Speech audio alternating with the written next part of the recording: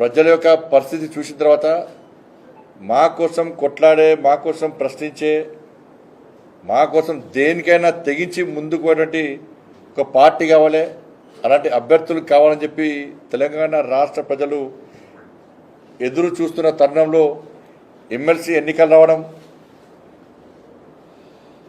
ఈ ఎమ్మెల్సీ ఎన్నికల్లో భారతీయ జనతా పార్టీ 3 అభ్యర్థులు ముందే ప్రకటించడం, దానికి అనుగుణంగా మా కార్యాచరణను సీదాసాఫీగా మేము ముందుకు తీసుకో ప్రయత్నం చేస్తూ ఉన్నాం.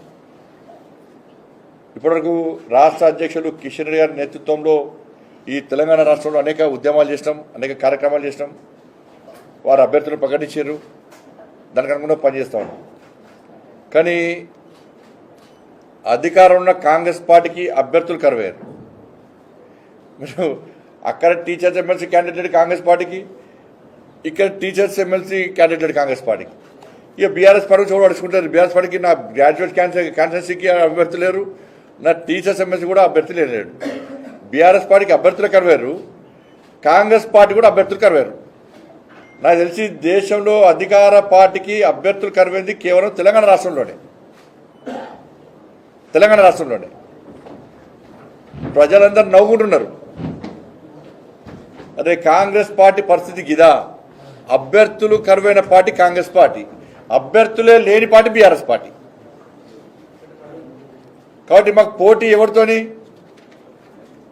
కాబట్టి మాకున్న క్యాడర్, మేము చేసినటువంటి పోరాటాలు కానీ ఇవన్నీ చూసిన తర్వాత ఇలా భారతీయ జనతా పార్టీ 3 ఎమ్మెల్సీ స్థానాల్లో ఓటర్స్ యొక్క ఆశీర్వాదంతో మేము పక్కా గెలవబోతున్నాం. ఎందుకంటే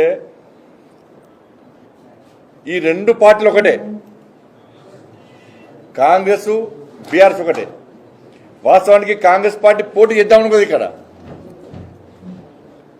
ఇటీవల పోటీ చేయాలని చెప్పి 3కి పోటీ చేయాలని చెప్పి కాంగ్రెస్ పార్టీ భావించింది. ఆ విధంగా ప్రణాళిక తయారు చేసుకున్నది. అదే స్థాయిలో 2 పార్టీలు కాంప్రమైజ్ అయినాయి. బీఆర్ఎస్ కాంగ్రెస్ 2 పార్టీలకు లోపాయికారు ఒప్పందం కుదిరింది.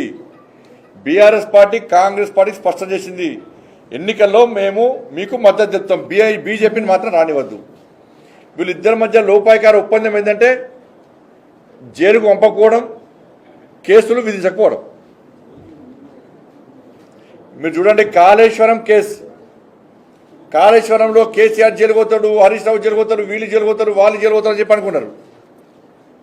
కానీ ఏమైంది? ఢిల్లీ వెండు ఎవరితో మాట్లాడు కేసు క్లోజ్.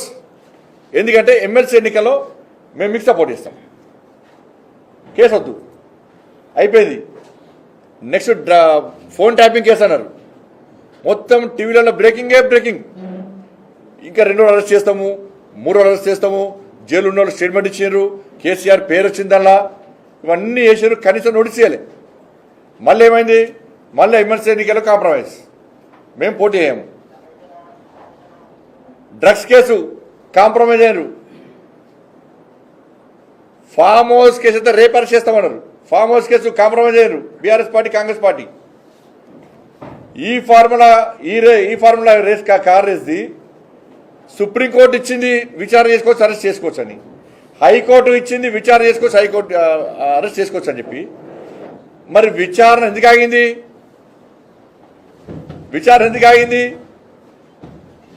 కదా మళ్ళీ కాంప్రమైజ్ అయిపోయారు ఇద్దరు. ఎందుకు అంటే ఎమ్మెల్సీ ఎన్నికల్లో కాంగ్రెస్ పార్టీకి సపోర్ట్ ఇస్తాం మేము ఒకటే. Compromise politics. ఇలా తెలంగాణ సమాజం ఆలోచించాలి.